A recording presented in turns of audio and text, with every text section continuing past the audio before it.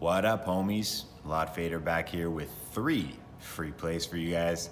This time it's going to be for UFC Fight Island 4, taking place tomorrow, Saturday, July the 25th, on Yas Island in Abu Dhabi.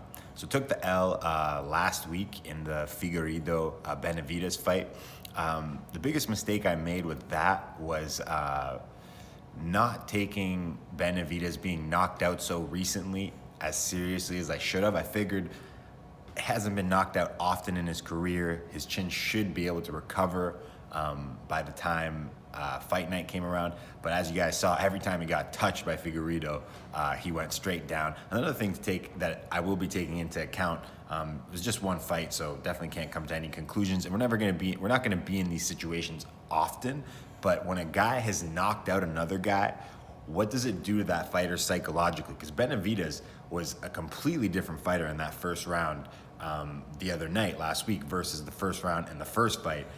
It may have been in his head. Figueiredo may have been a little more confident because he had knocked him out already. So for me, the biggest mistake there was not taking the fact that that Benavidez had been knocked out recently seriously enough. All right, so first play will be for the fight between Cowboy Oliveira and Peter Sabata. The play will be the over 2.5 rounds. I got that at -115 on Pinnacle Sports. Okay, this play is hit in 3 straight fights for Alex Oliveira and in 2 of 3 for Peter Sabata. Peter Sabata is a threat to win this fight by submission. Very good, world-class jiu-jitsu player.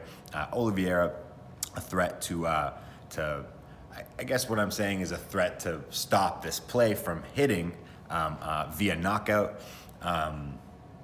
This is going to be Sabata's first fight in 2 years and 4th fight in the last 4 years, so his chin is very rested. He's only lost via TKO in less than 2.5 rounds once in his career, and that was in a fight that he took 2 or 3 months after a fight that he just had. So going back to this idea of guys needing to have good rest if they're gonna last throughout fights.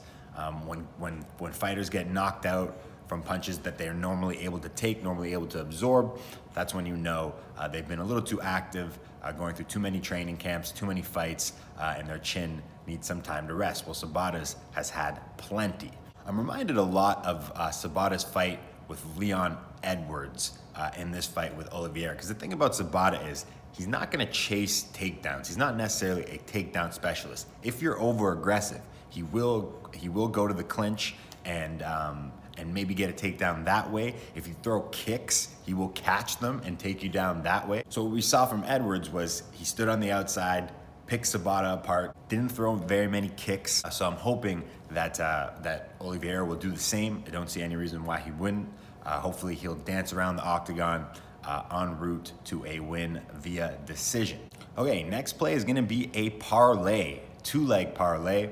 Mauricio Shogun Huha plus Alexander Gustafsson.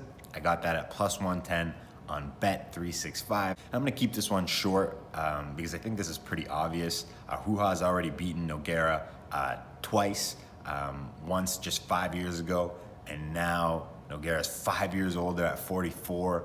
Huha's pretty old too. 38 is still not that old. I think Daniel Cormier became champ when he was like 39, 40, right? So it's not too old yet. 44 is really old. If Nogueira wins this fight, he would be the first. Oh wait, no, I think Couture won a fight when he was like 45 or something. But anyway, it would be the first fighter since Randy Couture to win a fight that age. So I'll take my chances there. Obviously, he could land. He's a heavyweight. He could land a punch and knock Rua out, but I'll take my chances there. Same thing with Gustafsson versus Verdum. This is just a matchup nightmare for Verdum.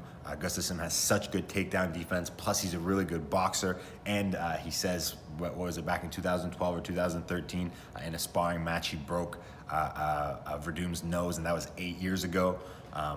Gustafsson is still in a good age for mixed martial artists. Verdum is getting up there in age.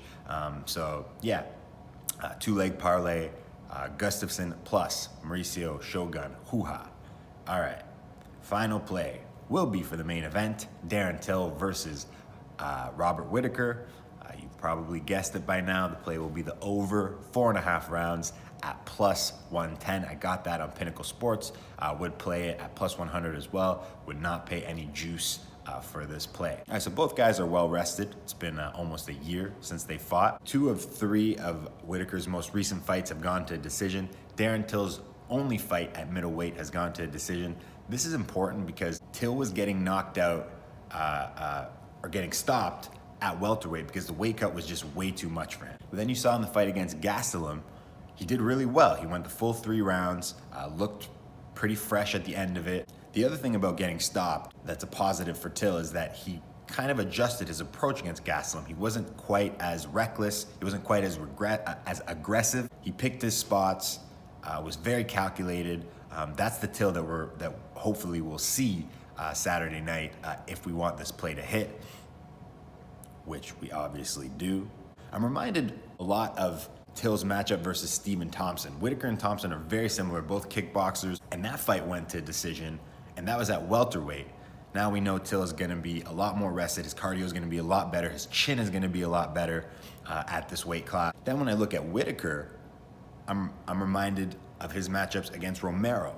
Romero, much like Till, his biggest threat is that left hand, and Whittaker managed to avoid it for 10 rounds. Now obviously Till's a much better overall striker than Romero. He's gonna be a lot more active than Romero is, but nonetheless, it's really about avoiding taking clean shots from that left-handed Till, because that's what's gonna knock out Whittaker. The trouble Whittaker was having against Adesanya was with the kicks. That was really fucking with him, the head kicks. The head kicks with Adesanya just come out of nowhere. That guy's striking is on a completely different level from anybody really in the entire UFC, let alone Darren Till. He's a very good striker as well, but Adesanya is just in a whole different class. Striking wise, these two are very good, very talented. I see them both to a degree neutralizing and nullifying one another, not taking very many clean shots, and as I already mentioned, they're both pretty well rested, so the few clean shots that they do take, they should be able to handle.